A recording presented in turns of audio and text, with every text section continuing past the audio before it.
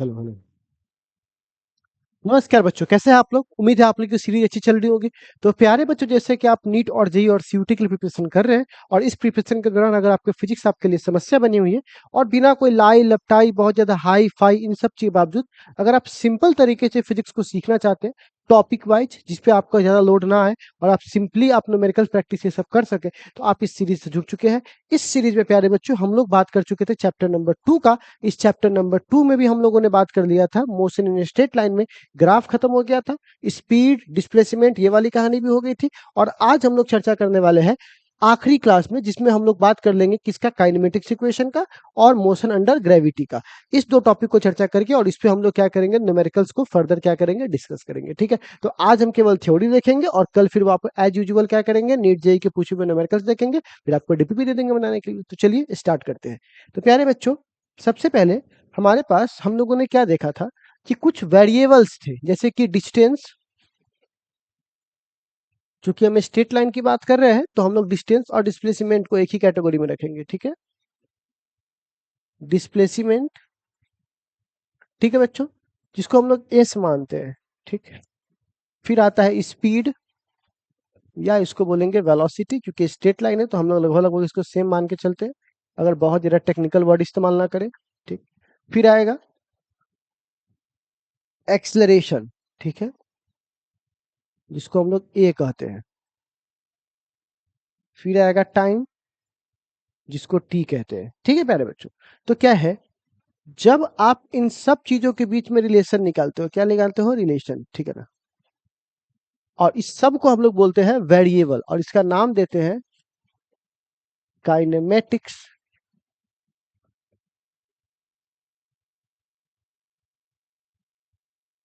Variable.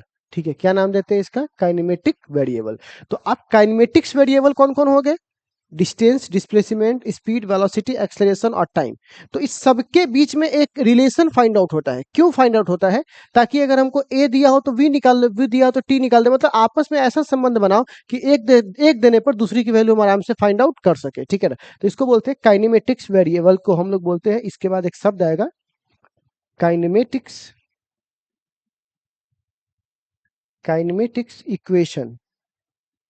ठीक है, क्या शब्द हमने दिया इसको, काइनेमेटिक्स इक्वेशन। तो अब सवाल है कि काइनेमेटिक्स इक्वेशन होता क्या है। तो एक मिनट तो मैंने आपको अभी बोल दिया था कि काइनेमेटिक्स इक्वेशन क्या होता है। यह रिलेशन देता है, किसके बीच में रिलेशन देता है, ठीक है, ये रिलेशन देता है, किसके बीच में रिलेशन देता है, तो ये रिलेशन देता है काइनेमेटिक्स वेरिएबल के बीच में। तो कोई पूछेगा काइनेमेटिक्स इक्वेशन क्या है, तो आप तुरंत बोलिएगा कि यह क्या देता है, तो बोलिएगा रिलेशन बिटवीन, मतलब बीच में, किसके बीच में देता है बउआ, तो ये देता है काइनेमेटिक्स वेरिएबल के बीच में, काइनेमेटिक्स वेरिएबल। और कौन कौन होता है काइनेमेटिक्स वेरिएबल, तो एस, भी, ए, टी, ये सब क्या है बउआ, काइनेमेटिक्स वेरिएबल है। तो वो इक्वेशन आखिर कौन कौन से है, तो ध्यान से सुनिएगा। ठीक है, अगर आपका एक्सलेरेशन कांस्टेंट है, मैं फिर से रिपीट करता हूं, अगर ये होगा तभी ये हो पाएगा। ठीक है, तो अगर आपका क्या कांस्टेंट है,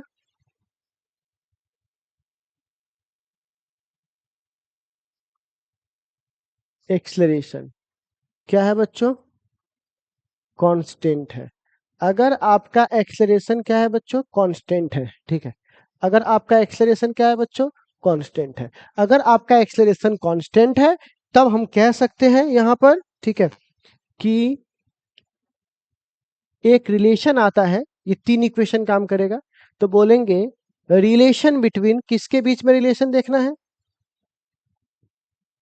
v एंड t, वेलोसिटी और टाइम। तो वो जो रिलेशन होगा वो होगा v बराबर u plus A T. Ninth class से आप लोग ये पढ़ते आ रहे हैं, v बराबर u प्लस ए टी। अगर मैं दूसरे रिलेशन की बात करूं, और इसको इक्वेशन ऑफ मोशन भी कहते हैं, ठीक है ना, रिलेशन बिटवीन, ठीक है, s एंड t, और अगर s और t में रिलेशन निकालना है तो बोल सकते हैं s बराबर u t plus half a t का होल स्क्वायर। ठीक है, तीसरा, अगर हमको रिलेशन निकालना है,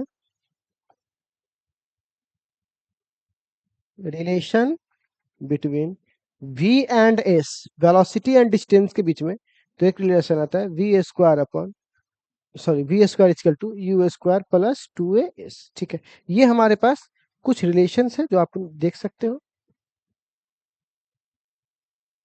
रिलेशन पहला, दूसरा, रिलेशन तीसरा।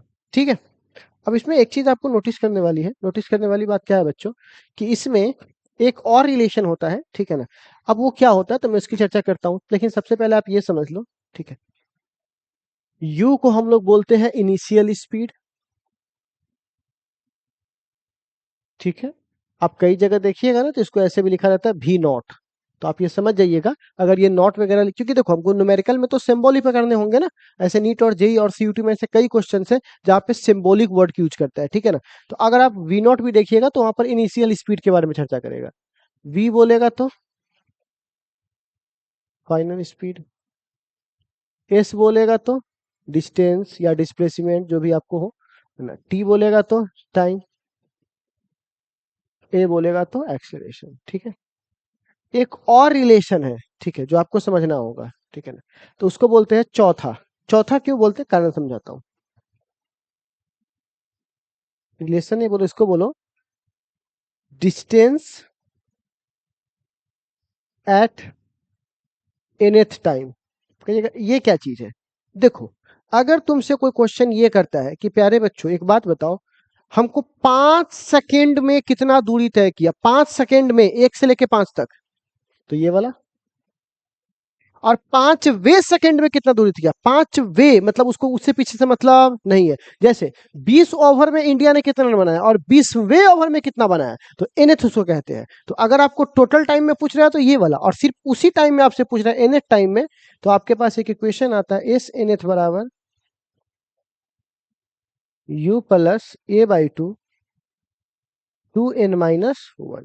ठीक है, इसको हम इक्वेशन चौथा नहीं देंगे क्योंकि ये एग्जैक्टली में इसका एक्सटेंडेड वर्जन है। इससे थोड़ा सा आप घोल मिलाप कीजिएगा ना तो ये वाला आ जाएगा। मतलब कि एक अगर एनवे पूछ रहा है तो एक आगे का और एक पीछे का निकाल दे घटा दीजिए तो उतना का आ जाएगा। ऐसा करने पर आपको ये वाला मिलेगा। ठीक है, तो खैर इसमें आप एक चीज नोटिस क्या करना, मैं रंग बदल देता हूँ। एक चीज नोटिस क्या करना यहाँ पर, ठीक है, नोटिस ये करना कि आप देखना यू जो है, यू जो है वो सब में है। यहाँ देखिए,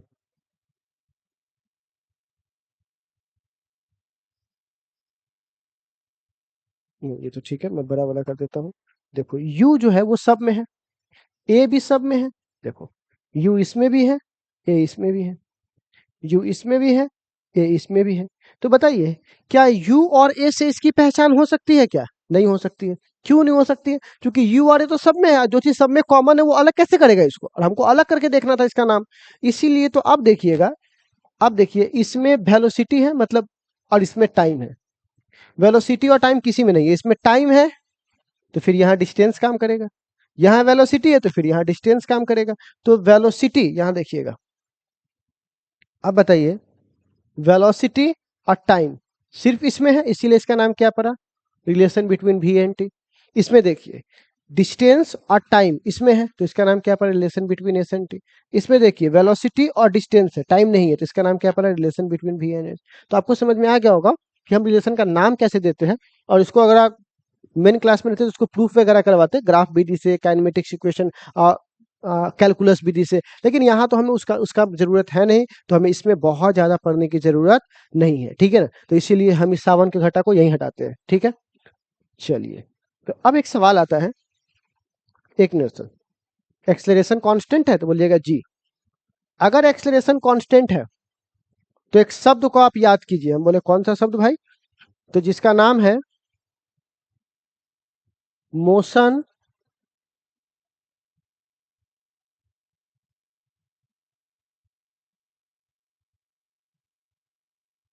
मोशन किसके अंडर है, ग्रेविटी के अंदर।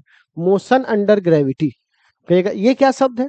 देखिए सर, जब कोई ऑब्जेक्ट नीचे गिर रहा हो, ठीक है, और उस पे सिवाय ग्रेविटेशन के, सिवाय ग्रेविटी के, और अगर कोई बल उस पे कार्य नहीं कर रहा है, तो हम कहते हैं कि ये जो ऑब्जेक्ट है वो किस अवस्था में गिर रहा है,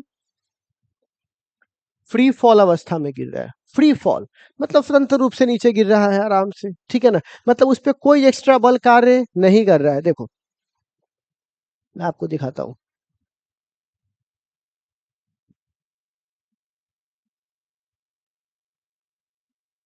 नीले नीले अंबर पे, देखो ये है, ठीक है, ये बॉल है, मैंने इस बॉल को ऐसे छोड़ा, ठीक है, तो ये बॉल क्या हुआ, फ्री फॉल नीचे गिर रहा है क्योंकि सिर्फ गुरुत्वाकर्षण इस पे लग रहा है, ठीक है।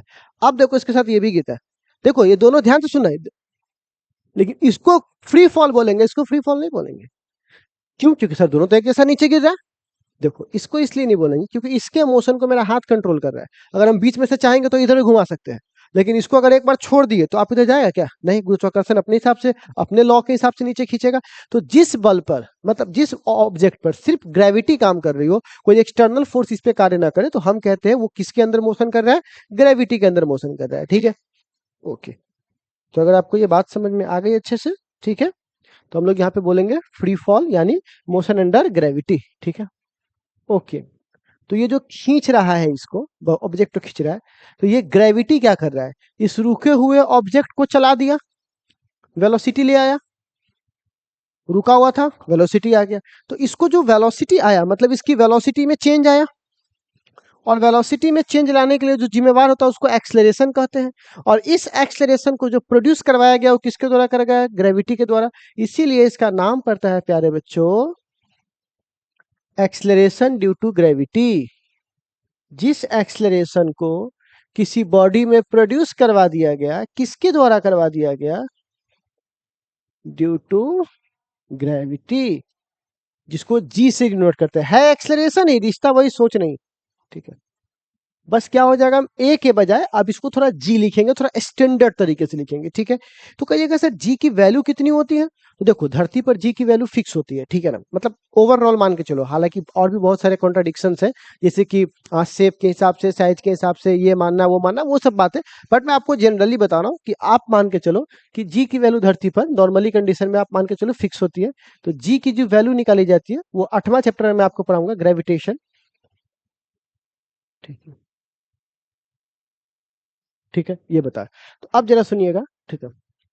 अब ये हमारे पास वैल्यू दी गई है, तो अब एक क्वेश्चन हमारे सामने बहुत सिंपली आता है कि सर इस जी की हमको इस फॉर्मूला से भी कोई मतलब नहीं है, तो जी की वैल्यू होती कितनी है? तो जी की वैल्यू अगर धरती पे देखो, अर्थ सरफेस पर, अर्थ सरफेस, तो आप इसको मान के चलो 9.8, अगर एसआई में चेक करोगे तो, या आप बेसिक रूप से लेके चलो 10 मीटर पर सेकेंड स्क्वायर। तो आज से जब कोई ऑब्जेक्ट नीचे गिरती है तो आप क्या करोगे, एक्सलरेशन को किससे कन्वर्ट कर दोगे? जी से, ठीक है। और ये जी कांस्टेंट होती है, बताया है ना, धरती के सतह पर लगभग लगभग आपको क्या मिलेगा? कांस्टेंट। बहुत ज्यादा अगर सोच साच ना करे, एयर असिस्टेंस को, ड्रैग को, बाकी चीजों को भी हम कंसीडर ना करें, तो नॉर्मल कंडीशन में ये आपको ए को जी से रिप्लेस करना है। और जो दूरी ऐसे चलती थी, अब तो हाइट हो जाएगी ना, जो पहले डिस्टेंस ऐसे चलता था वो हाइट हो जाएगा, तो एस को कन्वर्ट कर देना है एच में, ठीक है, बस इतना काम करना है। चलिए, तो आप लोगों ने इतना देख लिया। अब एक सवाल आता है इसमें कि सर जी को कब प्लस लेंगे और जी को कब माइनस लेंगे? हाँ, जी की एक और वैल्यू होती है, अगर सीजीएस में देखोगे तो 980, 100 से गुना करोगे तो सेंटीमीटर पर सेकंड स्क्वायर, मीटर को सेंटीमीटर में गुना करोगे तो 100 से मल्टीप्लाई, तो ये 980 हो जाएगा।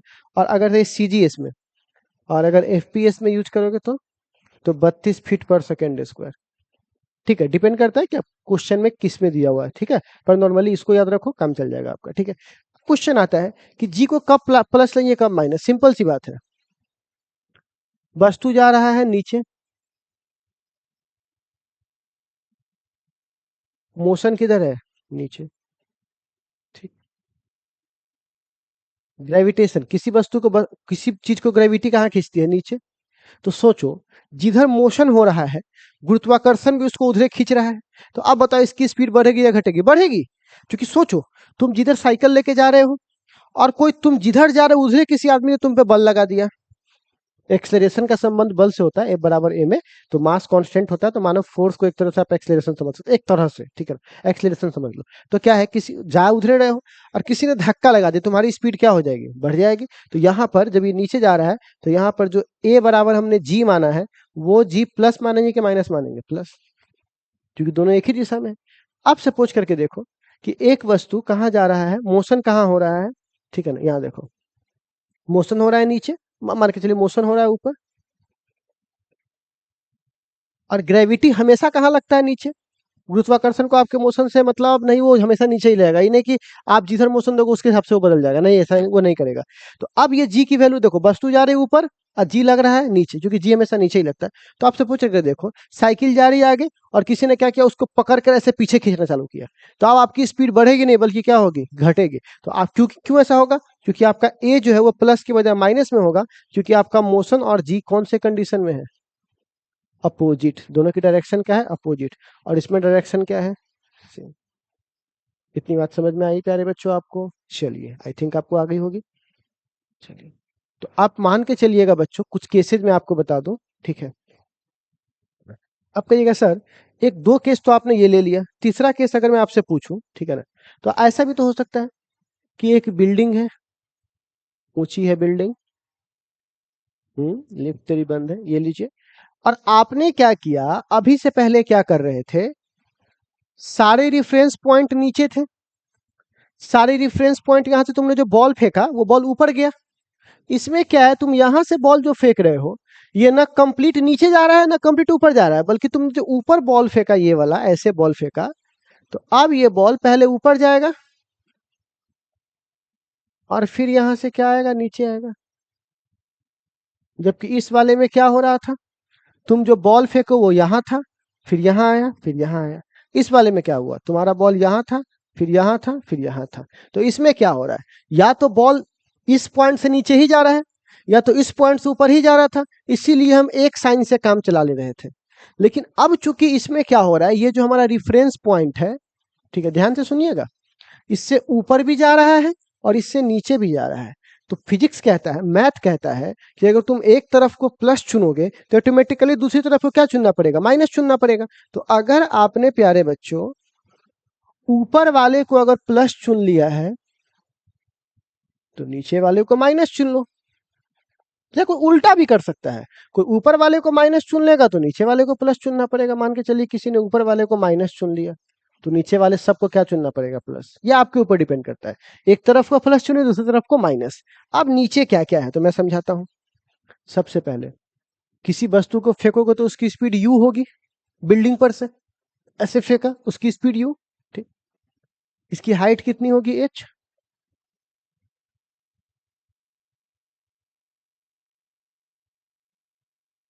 ठीक है। अब जब ये नीचे आया तो इसकी स्पीड कितनी थी, भी, और गुरुत्वाकर्षण किधर लग रहा था, इस पर, जी। अब आप बताओ, इसका u जो है वो निगेटिव हो गया, अगर मैंने इसको पकड़ा है तो, ऊपर की ओर है, और नीचे वाला सब h positive, g positive, v positive.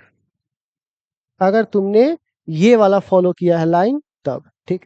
अब अगर मान के चलिए अगर आप ये वाला लाइन फॉलो कर रहे होते, ठीक है, ऊपर वाले को प्लस नीचे वाले को माइनस, तो u क्या होता, पॉजिटिव। तो फिर नीचे वाला सब क्या होता, h नेगेटिव, g नेगेटिव, भी नेगेटिव, क्योंकि सब नीचे आ रहा है, नीचे की तरफ डायरेक्शन है सबका, ठीक है। तो कहने का मतलब क्या होगा, ऐसे क्वेश्चन आप देखिएगा, पैरासूट वाला, प्लेन वाला, ये सब बड़ी क्वेश्चन आपसे पूछा जाएगा, ठीक है ना। तो खैर, अब हमारा काम है इसके इक्वेशंस को लिखना, तो चलिए लिख देंगे इसका इक्वेशन।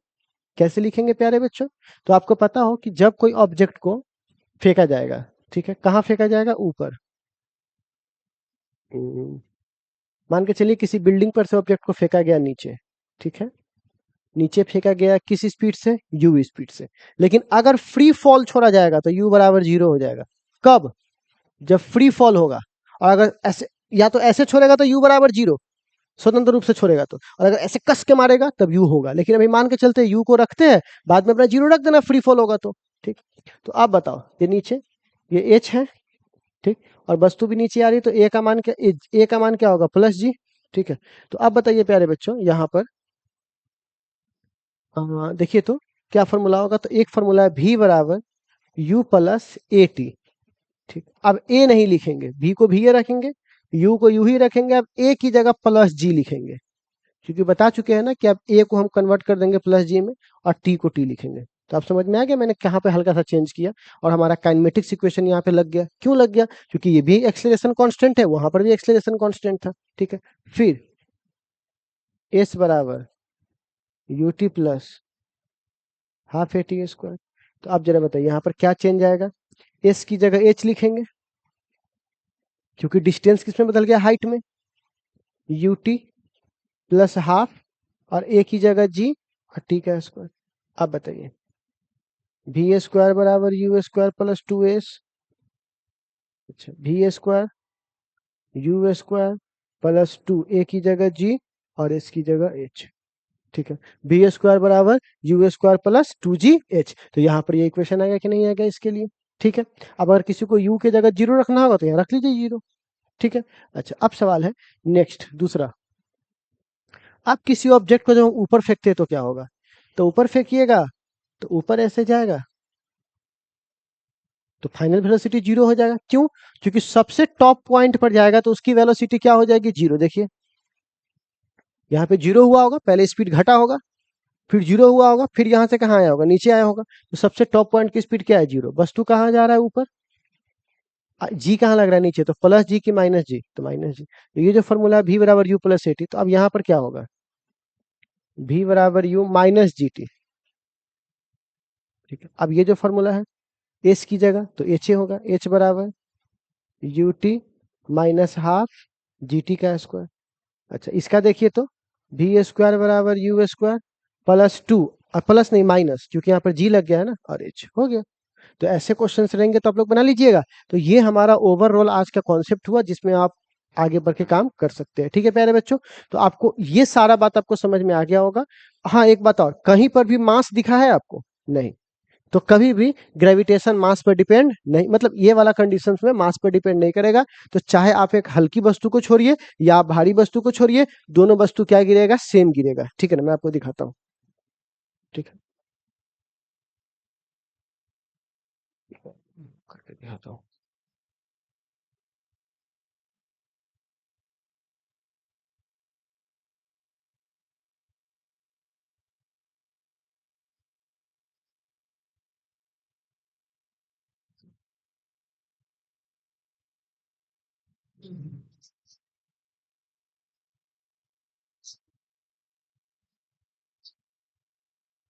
ठीक है, अब देखो अगर मैं आपसे कहता हूं, देखो तो एक सवाल मैं आपसे पूछता हूं कि अगर एक भारी वस्तु को और अगर एक हल्की वस्तु को अगर मैं ऊपर से नीचे गिराऊं तो सबसे पहले कौन गिरेगा, भारी वस्तु गिरेगी या हल्की वस्तु गिरेगी? आपको इसका आंसर करना है। वीडियो में आप इसका आंसर कर सकते हो चाहो तो चलो मैं इसका एक डेमो दिखाता हूँ। ठीक, तो डेमो ये है, ये कागज बहुत हल्का है, ये कागज का एक टुकड़ा है, ठीक है ना।